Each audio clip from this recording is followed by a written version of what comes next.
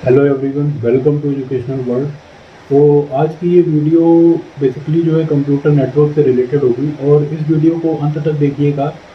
तो इससे जो आपके टीसीपी आईपी मॉडल के रिलेटेड जितने भी डाउट्स हैं, जितने भी क्वेश्चन आपके जो हैं दिमाग में उठते हैं कि ये कैसे इसकी लेयर्स वर्क करती हैं, इसकी लेयर कम क्यों होती है, या फिर इसमें जो है क्या इक्विवेलेंट था जबकि टीसीपी पहले आया और ओएसआई बाद में आया, तो ओएसआई इतना फेमस क्यों हो गया। इन सारे सवालों का जवाब जो है आपको इस वीडियो में मिलेगा। तो अंत तक आप इसको देखिएगा। तो चलिए देखते हैं हम लोग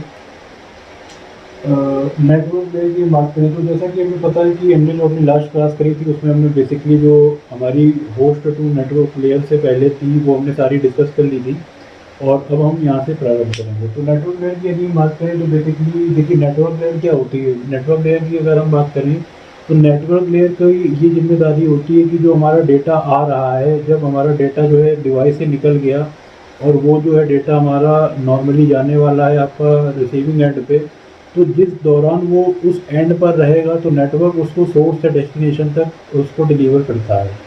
बेसिकली नेटवर्क लेयर जो है नेटवर्किंग के लिए जानी जाती है और उसकी कुछ और रिस्पॉन्सिबिलिटीज भी होती है।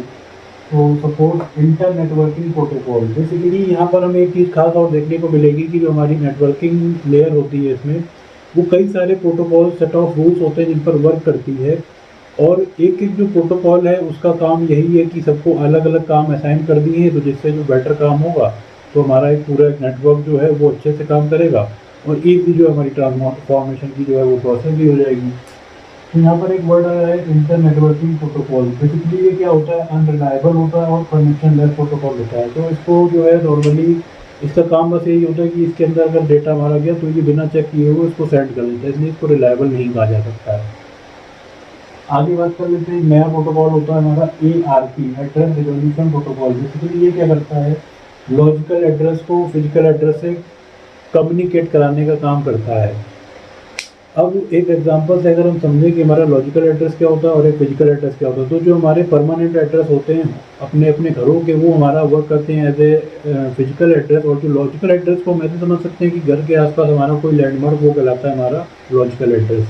तो लॉजिकल एड्रेस जो है वो तो सेम रहेगा, बट फिजिकल एड्रेस सबके क्या है अलग अलग हैं, तो वो बदलते भी रहते हैं।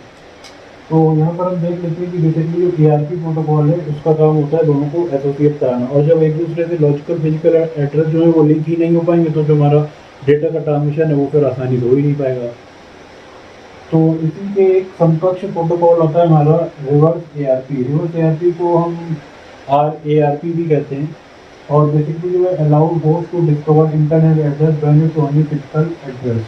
तो ये बेसिकली जो है इंटरनेट की फैसिलिटी तभी प्रोवाइड कराएगा जब आपकी जो नेटवर्क है उसको पता है कि फिजिकल एड्रेस हमारा गिवन है। तो अब हम यहाँ पर नेटवर्किंग की फैसिलिटी को प्रोवाइड करा के अपना जो पैकेट डिलीवरी का काम है उसको हम कंप्लीट करा सकते हैं। आगे एक प्रोटोकॉल आता है हमारा ICMP। ICMP का बेसिकली जो मतलब होता है वो होता है हमारा इंटरनेट कंट्रोल मैसेज प्रोटोकॉल। ये क्या करता है, used by host and gateway to send notification of any datagram packet. अब देखिए यहाँ पर मैं एक चीज़ क्लियर करना चाहूँगा, हमारे दो टेलीकम्युनिकेशन डिवाइस होती हैं, एक बेसिकली होती है आपकी गेटवे, दूसरी होती है हमारी ब्रिज। जो गेटवे होती है उसका काम क्या होता है कि जो दो डिफरेंट नेटवर्क आ रहे हैं उनको आपस में कनेक्ट कर देगी और फिर वहाँ से लिंकेज को प्रोवाइड करा के आपका कम्युनिकेशन स्टार्ट कर देगी। बट यदि जो है हम ब्रिजेस की बात करें तो ब्रिज का काम होता है जोड़ना। दो समान नेटवर्क होंगे तो समान नेटवर्क को वो आपस में जोड़ के अपना जो पाथ है उसको क्लियर कर लेगी और आगे बढ़ा देगी। तो यहाँ पर फिलहाल जो हमारा कंसेप्ट है वो हमारा गेटवे का। तो गेटवे दो डिफरेंट नोड को जोड़ देगा और जो छोटी सी प्रॉब्लम है डेटाग्राम की सबसे छोटी यूनिट होती है हमारे फ्रेम्स की अलग अलग में, तो उसमें वो डेटा को सेट करके अलग से आपको फिर वहाँ पर बता देगा और उसको रेक्टिफाई करने के लिए वो प्रोसेस करेगा। तो ये हो गया हमारा internet control message protocol.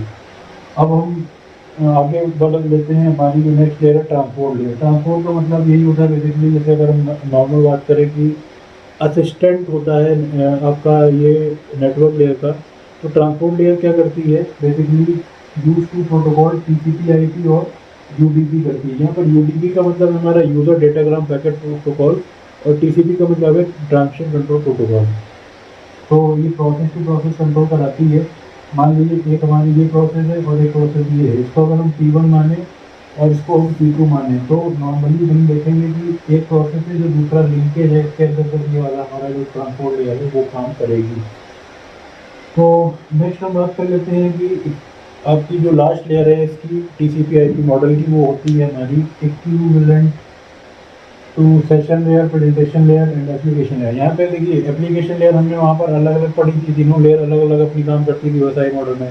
But यहाँ पर क्या किया, एक अपना जो मॉडल था उसको शॉर्ट कर दिया, मर्ज कर दिया और सारी फैसिलिटी दे दी हमारी एप्लीकेशन लेयर को, यानी कि जो वो रिस्पॉन्सिबिलिटी निभाती थी साथ में उसको बाकी लेयर की भी देख रेख करनी पड़ेगी। उसके बाद मैं यहाँ पर आपके एक डाउट भी क्लियर करना चाहूँगा। एक दो छात्रों ने मुझसे पूछा था मैसेज के द्वारा, तो उनको थोड़ा सा कन्फ्यूज़न था एड्रेसिंग को लेकर। वो ये नहीं जान पा रहे थे कि एड्रेसिंग के कितने टाइप होते हैं। तो एड्रेस का बेसिकली देखिए मतलब कि अगर हम बात करें तो एड्रेस का मतलब हमारा यही होता है कि जैसे अगर हमें कोई अपनी एक नॉर्मल सी एक चिट्ठी भेजनी है तो हम किसी एड्रेस पे तो पोस्ट करते हैं ना। एड्रेस पे पोस्ट करने का मतलब क्या हो गया कि वो हम उस पर सेंडर का पता डालेंगे और आखिरी में अपना जो जिसको जो भेज रहा है उसका पता डालेंगे। तो एड्रेस अगर नहीं होगा तो फिर वो हमारे लिए बेकार है, वो वापस आ जाएगी। वैसे ही जब हमारा डेटा फील्ड में अगर हम बात करें तो डेटा जब ट्रैवल होता है तो सोर्स से डेस्टिनेशन पे जाता है। सोर्स से डेस्टिनेशन जाने पे जो हमारा डेटा है वो किस तरह से डिलीवर होगा, उसको कहाँ जाना है, कहाँ पे जाना है, तो वो कुछ अपने लिए कंटेम्परेरी जो एड्रेस है उसको भी बनाता है, उसको हम लॉजिकल बोलते हैं। और कुछ हमारे रूट एड्रेस भी होते हैं। तो बेसिकली अगर हम एक फर्दर क्लासीफाई करें तो हम इस नतीजे पर पहुंच पाएंगे कि जो हमारा एड्रेसिंग होती है बेसिकली फिजिकल एड्रेसिंग होती है, लॉजिकल होती है, लॉजिकल के बाद हमारी पोर्ट एड्रेस होती है और एक स्पेसिफिक एड्रेस होती है। तो लॉजिकल और फिजिकल तो मैंने आपको वीडियो में जो हमारे इससे पहले वाली क्लास है तो उसमें अपलोड है, आप लोग वहाँ से देख लीजिएगा। मैं इसके बारे में थोड़ा सा आप लोगों को क्लियर कर देता हूँ। पोर्ट एड्रेस क्या होते हैं और स्पेसिफिक एड्रेस क्या होते हैं। जैसे मैं मान लेता हूँ कि ये हमारा एक पोर्ट है, एक पोर्ट ए है, एक पोर्ट ए है और ये पोर्ट बी है।